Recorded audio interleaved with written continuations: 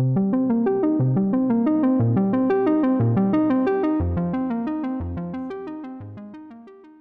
morning, and welcome back to the channel. I'm Derka. Today, we're in the Massachusetts, which is arguably the best premium battleship at tier 7. That's right, I said it. If not, it would have to be in the top 3, and I'll start by saying, this is my opinion before people get up in arms in the comment section, and I'm not really going to back it up with that many cold hard statistics. It's not going to be that kind of video. Let me also start by saying this is coming from a guy that doesn't own the JB or the Lenin. Yeah. But I do have my reasons for the Massachusetts being one of the best tier 7 battleships that we'll get into. Before we delve any further, our commander is Billy the Man Sims with Cunningham and Kedrov. No, this isn't a full secondary build. I know I'm lame. Mostly it's because I haven't really put any points into Willis Lee. One day I will. I have the Alabama. That should really be the sniping battleship, and I should turn this thing into a secondary meme ship. But hey, I chose the middle of the road, split between accuracy and secondaries, and I've been having a lot of fun with it. As this game is getting started, I thought I would show some interesting statistics from the PC version of the game, as Legends doesn't quite have this level of stats openly available to peon players such as myself. In Tier 8 on the PC, where most of the battleships we are interested in reside, minus the Jean Bart, here we have some of the win percentages. I don't think this is the tell-all for being the best ship, but I think it sets the stage for us. So starting from top to bottom, we see such ships as Tirpitz, Bismarck, Roma, Richelieu, Lenin, Massachusetts, Odin, Vlad, Massachusetts B. So some of the things that I wanted to point out here. First off, the weird Alabamas at the top, they have small enough sample sizes to be kicked out, putting Massachusetts black in the #1 spot. And even leaving Flandre, we have Vlad, Odin, and Massachusetts not B in the #5 spot.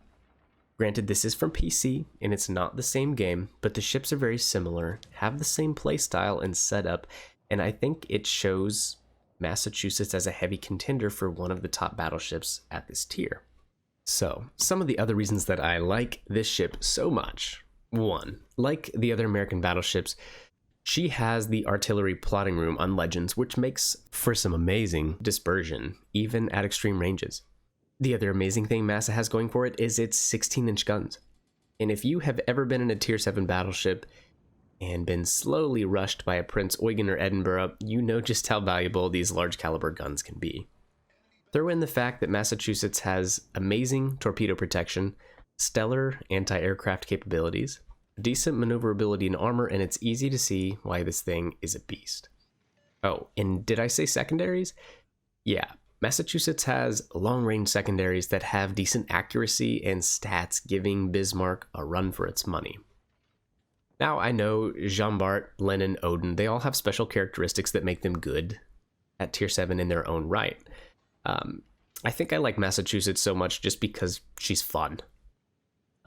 If you're not the most amazing battleship player, this thing can be pretty forgiving and played in a bunch of different ways. You can use it kind of like the Iowa and Alabama and play from long ranges bow in with the majority of your firepower up front, or you can float like a butterfly and push in being more aggressive, kind of like I do in this game. Speaking of this game, we have the middle spawn, and it can be so tempting, and I see so many players doing it, to turn out and go to one of the flanks. But I would argue that you should bide your time in the middle, work on getting the cap, and if the opportunity arises, make your own flank. Stay tuned for that. This game we are top tier, which kind of allows us to bully some of these other ships like the Colorado and the Shiny Horse. The Lenin that spawns up here in front of me, I think you guys saw him maybe at the beginning of the game, he probably could have held me here in the middle if he had stayed, but since he went over to the side, it gave me a lot more freedom. We'll run into this guy later in the match. If you missed out on getting the Massachusetts during that particular campaign, don't sweat it. There is a global XP near identical ship to her called the Alabama that is available for 750,000 global XP. Aside from the secondaries, they are very similar. and you can have a lot of fun with the Alabama if you were interested in this play style. What does it have over the Iowa? Well, just a little bit better maneuverability and torpedo protection. The Iowa has better guns with a faster shell trajectory, correct me if I'm wrong. But yes, if you're interested in this ship, check out the Alabama. It would be a strong contender for one of the top global XP ships. I think everyone would agree. So at this point in the match, we got our free opportunity to move through B. The destroyer's over there on C, and that was the last thing that was keeping me from being pretty aggressive here. I could have sat there and waited for him to repop up in smoke, but they had me spotted with the plane, and he could have just sat there and shot me or torpedoed me. So I decided to sail on through and get the cap, which we have now gotten, and we're going to push around and put a little bit of pressure on their Sinop in Colorado. Again, tier 6 ships, so I'm not going to act like I'm some godly player. These guys were all down-tiered ships, making this a little bit easier. So the Sinop, as soon as he sees that we're coming around the corner, he starts to sail up, and he has to sail directly into our Belfast and our other Massachusetts on our team. The Colorado, similarly, is heading over to sea, kind of running away from me, and the Shores is actively targeting me, and that is one bad thing about this particular setup. Anytime you're using Flammable Cannoneer, you're going to get set on fire quite a bit. And I think in this next salvo, we even get a third fire set on us. Nope. Okay, then this next salvo, we get a third fire, and that's when, you know, I'm basically deciding this Shores has got to go, and he's got to go now. So on my particular build here, the secondaries are going to chime in at like 8.4 kilometers, I think. So if we can get some good damage on him, then maybe my secondaries can finish him off, is what I'm hoping. So we turn to get the back turret in, and there goes the secondaries, and they're actually pretty accurate as secondaries go in World of Warship Legends, which for so long, it's been kind of a joke. But there we go, 7 or 8 kilometers, we get the close quarters expert. And that is so valuable. We would have had a considerable amount more time waiting on the gun reload. It's, you know, possible that the Shores, with his fire chance, he could have set us on fire a second or a third time, and that would have taken a lot of our HP. So getting the close quarters expert right there was clutch. So the Colorado is in a really bad spot right now, and props to him for trying to play the objective and get in there and realizing that blue team has A, B, and C, and basically if you don't start contesting a cap or doing something, the game's over and you don't have a chance. So props to this guy. And there's really not a lot that he can do. He knows I'm back here and that I'm eventually going to catch up to him. So he is bow tanking our Massachusetts, and that's going to leave him open for me to come around this island and do terrible, terrible things. I can't tell where his guns are facing, but I'm fairly certain he's still shooting at our other Massachusetts over here. So I'm going to come around this corner and get all 9 guns to shoot. Let me know down in the comments below what you guys think the best tier 7 battleship is. Do you think I'm off my rocker? I'm sure there's a lot of people that would say the Jean Bart and the Lenin, and you know, I probably couldn't argue much with you because I don't have either one of those ships. The campaign for the Jean Bart, I missed it way back in the day, and then the Lenin was just too much grinding for me, folks. Kind of like this most recent Stellar campaign.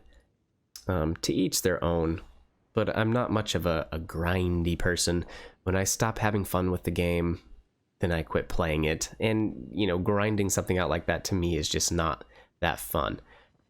There was the Russian destroyer Ognavoy as well, I think, that I missed out on.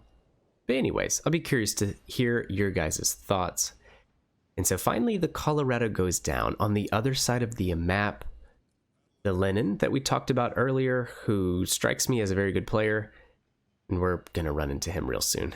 And the Otago won their side, so we are going to meet them in the middle, and they're going to have a pretty hard fight against overwhelming odds, basically. We have double the ships they do at this point. So let's zip through this little section and get back up here into the action. At this point in the game, we are at 136,000 damage, and we're going to top 200,000. The Lenin and the Atago left, both very formidable ships. Abao and Lenin, there's really not a lot that you can do against Abao and Lenin, except for maybe what I'm about to do here, and we'll see. But first off, I want to get the Atago out of here, as it is a big torpedo threat. And if we can get close enough to let the secondaries keep resetting these guys, it'll be a pretty easy win. The Lenin has double my health at this point, so already I'm thinking that I want to ram this guy. If I can stay bow in, not take any damage, and just run my ship right down his throat, then that's the end of this, and there's not a lot you can do about it. So that's the plan. Turn in, go for the ram. Get a good citadel on the Atago, and our Belfast finishes him off, leaving it a 1v4 against the Lenin. Anytime you're in this situation, the 16-inch guns once again prove their worth. With these large caliber guns, it's really easy to knock out enemies' turrets, especially at such close range. So anytime you're in a fight like this, aim right for the turrets, right for the front faceplate. And we did, and we are rewarded with 2 incapacitations. Now, I don't know where he was on his damage con now. He could have damage conned these and maybe got a shot off before me, but it looks like he didn't and wasn't able to. So I'm going to get to take another shot before he does, and guess where I'm going to aim again? You guessed it, front of the turrets. I hear a lot of players talking about angling your turrets, pointing your turrets in a different direction when someone shoots. This guy didn't quite do that, and this time we permanently incapacitated the front 2 turrets, turning him into basically a black Carnival cruise liner. But crap talking aside, good game. To this guy, I actually sent him a message on Xbox after, very nice guy, and maybe he can chime in the comment section and kind of just tell us how things went from his perspective of this match. I go to try to get his 3rd turret here, and I'm a potato, and obviously I didn't lead enough, so this shot just goes right into the turrets that were already knocked out. But we're closing the distance, we're going to get that ram, and it's all going to be over with real soon. But like I was saying earlier, yes, turning your turrets to the side armor is a lot better angled, and it's possible that the shells will ricochet off of that. But the front parts of the turrets are very flat, and it's easy to incapacitate enemies' turrets from right on at the front. Yeah. So, anyways, thank you guys for watching this game. I think we do end up, after the ram, clearing 200k. So it's a pretty good game in the Massachusetts, and a lot of fun to play this ship. Again, let me know what you guys think is the best tier 7 battleship. I'll be curious to hear your thoughts. Leave a like, leave a comment, and subscribe with notifications on to check out some more videos. And with that, I'll see you guys in the next one.